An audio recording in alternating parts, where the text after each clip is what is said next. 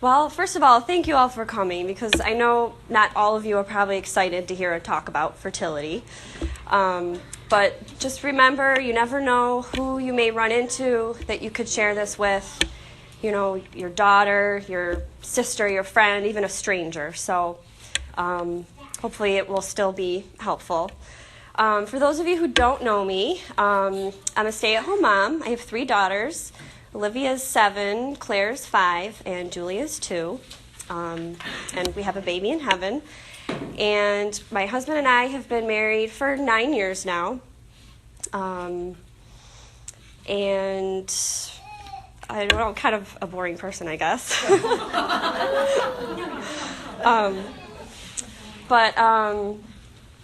I guess I'll start with my story. In March of 2010, after my second daughter, Claire, was born, I experienced some postpartum depression. And within the first year after having her, I made what I call the here and now decision that I did not want any more children. This was too hard. And I call it a here and now decision because, it's hard being a mom. You have bad days or maybe a hard week. And it's hard to imagine the future being any better. So it was a here and now decision. And so I decided just to start taking the birth control pill. And on a side note also, at the beginning of my story, it was me making the decisions. I decided to go on the pill. Because I don't remember having a conversation with Mike about it. And he's a very agreeable person. So I said, honey, I'm going to go on the pill. He's like, okay, hon, go ahead. So I started taking the pill.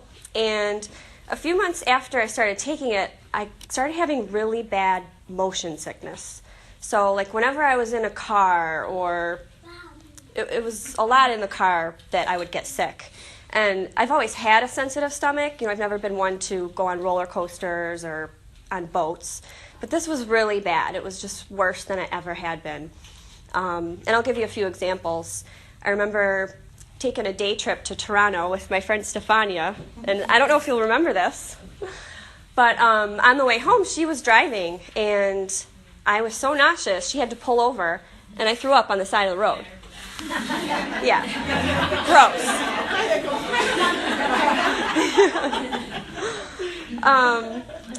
And then I took a weekend trip to New York City with my mom and sisters. And granted, the airplane was small and there was turbulence, but I had my head in my hand the whole time. So the flight attendant had to give me a paper bag. And when we landed, I could barely stand up. And I also remember taking a drive out to the country with Mike and the girls, because we like to go for a drive sometimes. And it was in the fall, so we were looking for pumpkins, and it just wasn't enjoyable for me because I was nauseous the whole time in the car. And when we got home, I had to go right up to bed. So, it was affecting my life, but I guess not enough for me to really investigate it. So one day, Mike and I went to the store. I picked up my prescription, and we're driving off. And just out of boredom, I started reading those papers that come with your prescription, which I had never done before, just being naive. And, the papers tell you what your medication is, how much to take, and there's a list of side effects. So I started reading the side effects, which I wrote down so I don't forget. So the side effects of the pill can be weight gain, irritability, reduced libido, depression, nausea, dizziness, and as the list went on, the side effects got worse and worse. High blood pressure, blood clots, heart disease, infertility, greater risk of some types of cancer. So when I was reading this, I was just shocked and appalled. I was like, why didn't I know this? Why didn't my doctor tell me? Like blaming everybody else. But I was just shocked. And a light bulb went off in my head. This is why I'm having this terrible motion sickness. So I decided to immediately stop taking it. And I told Mike, and he said, okay, hon. you stop taking it. However, I went back to my doctor to explore other forms of contraception because at this point, faith is like no factor in our decision making.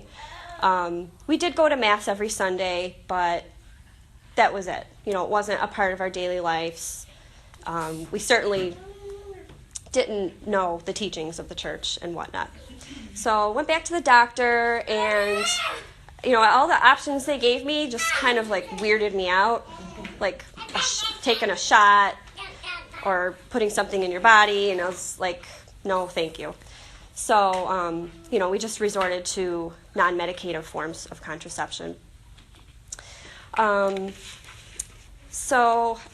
also, too, this was the first time that we were contracepting in our marriage. So, shortly after that, I met Annie. We met at our children's preschool orientation, and I know a lot of you know this story, but we struck up a conversation, and by the end of that conversation, Annie said to me, hey, would you be interested in starting a Catholic moms group? And I said, sure, why not? So a few months later, the moms group got started, and I started meeting all of you wonderful ladies, and just making friends that were mothers, because I didn't have a lot of people like that in my life at the time, and faithful, genuine people, and I started learning about my faith. I was inspired. Reading books was huge for me. Started reading and just learning, so that kind of really started my faith journey. And somewhere along the way, I heard about NFP, Natural Family Planning. And I thought, maybe that could work for us. So I called up Carol Green. She's a fertility specialist at St. Mary's, and met with her. And actually, she was one of our first speakers in the moms group. Love Carol. She's a good friend. Yeah. And let me take a moment to define natural family planning. This is according to the United States Conference of Catholic Bishops website. Natural family planning is the general title for the scientific, natural, and moral methods of family planning that can help married couples achieve or postpone a pregnancy. NFP methods are based on the observation of naturally occurring signs and symptoms of the fertile and infertile phases of a woman's menstrual cycle. No drugs, devices, or surgical procedures are used to avoid pregnancy. And NFP is, or I should say, can be highly effective if it's done the right way. Greater than 98% effective as a means to avoid pregnancy if you do it the right way. So I started doing NFP with Carol, and although my faith was growing, I wasn't I wasn't at the height of it. So when I started NFP, I wasn't wholeheartedly into it. I didn't do it 100%. I did it half-heartedly. And the summer of 2012, we moved in with my in-laws, and we lived with them for about 7 or 8 months. And I'm very close with my in-laws. I love them to death, but living with them is a different story. And it was a big strain on our marriage. Mike and I fought a lot, and because we had the girls there too, so that just adds a whole new element, living with your in-laws, trying to parent, and no privacy, et cetera, et cetera. So Mike and I did have a conversation at one point, and we made a here and now decision. We don't want to have any more children. This is way too hard. We can't handle it. We weren't thinking in a couple months we'd be in our own house, and things would be different. So we made that decision. However, a week after we had that conversation, I found out I was pregnant. So, yeah, it was, we laughed too. We did, literally, because we heard the message loud and clear. God was saying, this is not your plan. This is my plan. And honestly, we were so happy. We weren't disappointed at all. We were so happy. So fast forward, our third daughter, Julia, is born, and we're in our own house, and life is great. Things are happy. So I think, Julia turned a year old, and I thought, okay, I got to get back into NFP. But at this point, my faith was on fire. I knew the church's teachings. I agreed with them. And also, too, Mike was kind of following behind me on this faith journey. And so even today, he's not at the same level of faith as I am, but he's following behind me. So I called Carol, went back to see her, and I basically kind of started relearning NFP. And I was into it all the way this time. I did it the way it was supposed to be done. I forgot to show everybody my chart. This is what an NFP chart looks like. So, each line is a month, and every day you're recording your signs of fertility. This was like months ago. My chart now doesn't have all these stickers, if you know what I mean. And from what I hear, I think these paper charts are going out of style. Yeah, because Annie sent, if you saw in Annie's email, she sent an app, a fertility app, and a couple of you, I think, have started using it. So I think that's going to make it a lot easier. Amy's fail-safe. It's not fail-safe.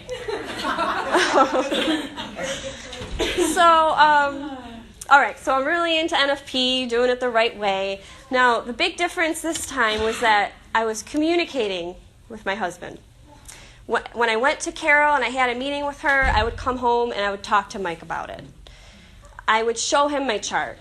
If I read something interesting in my book, I would read it to him. I told him, these are my fertile days, these are my non-fertile days. And we started just having really deep, meaningful conversations. We started talking about our future and about our family and, do we want more children or not? We started talking about our faith. And so, by practicing NFP, it just really facilitated these just meaningful moments for us. And I began falling in love with him again, which is just beautiful. I just was seeing I was seeing a side of him that I never saw before. And, at the risk of getting personal, our intimacy was different. And because for the first time, we were cooperating with God's plan, and our intimacy was what God meant it to be, which is twofold. God intends it to be an expression of love between you and your spouse, and it's procreative. And I don't know, maybe it's hard to describe, but when you're, when you have intimacy that way with the way God intended, it's just very special. And so our lives just really changed. And we got to a point where we did want to have more children, which is kind of crazy to me to think back on, because how many times did I say I don't want any more kids? Right? And Mike too. Like, how many times did I say that? And that's one thing I love about NFP, is that it gives you the opportunity to change your mind. So I guess that I do have to put a disclaimer out there. NFP is not easy. Okay, those of you who do it totally know. It's not easy, and I'm not going to get into why it's not easy, because I'm here, to share how it has positively affected our lives. But it's not easy, but it's the right thing for us. As I said, it cooperates with God's plan, and we just know it's the right thing to do. I think I have some time. It's probably went a little faster than I thought. I'll just share another short way that NFP, that I benefited from it, that doesn't really have to do with fertility. Last year I started having headaches, and they turned into migraines, and actually a couple times I went to the hospital for the migraines. So I went to my doctor, I went to a neurologist, I went to an ear, nose, and throat specialist, trying to figure out what was going on. And they didn't really give me any answers. Well, the neurologist said to take the birth control pill. But it's like, no thank you. So by charting, I went back and recorded when I had my migraines. And Carol and I, started investigating. And by charting, I discovered that my migraines were menstrual. They were occurring right before and during my period.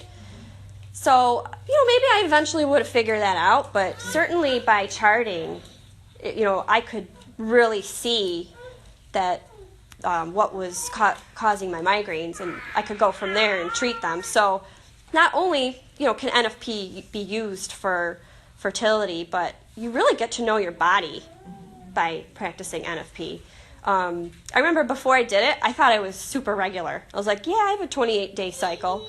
When I started doing NFP, 1 month I had a 24-day cycle. The next month I had a 30-day cycle. So it was just way different than I thought it was. So there's other benefits to it besides just fertility. Other advantages besides better communication between you and your spouse. It is a shared responsibility, so it's not just it's not just the woman, popping a pill or, and that's it. There's no medical side effects, so it's healthy and safe. It's inexpensive, it's reliable, and you learn about your body. So I guess that about covers my story. Carol gave me some pamphlets and booklets that are on the back table, and the larger one is nice. It has an insert with dates of classes, so if you do want more information or you want to give that to someone else. They have classes at St. Mary's and Sisters Hospital and Mercy, I think. And so that information is back there. There's so much more to it than just my story. So that's it. Oh, and I noticed another note here I just wanted to mention too. An awesome CD to listen to is Dr. Janet Smith's Contraception Myths. Is that what it's called? Contraception, why not? Yeah, that's a fabulous CD. That CD talks about the history of the pill and how it has affected society. Really cool CD with a lot of valuable information. It's a Lighthouse CD. Yeah. But, For you to get. oh, did you write that down? Before you even mentioned it. Yeah. And actually, she's got a good website. I found a website, too, of hers. And she's funny. She has a good sense of humor. If you go to her website, I was going to actually bring an example from her website, but I forgot. So you can check that out, too. She's on Facebook, too, and she posts a lot of really good articles. And you can friend her on Facebook. Good.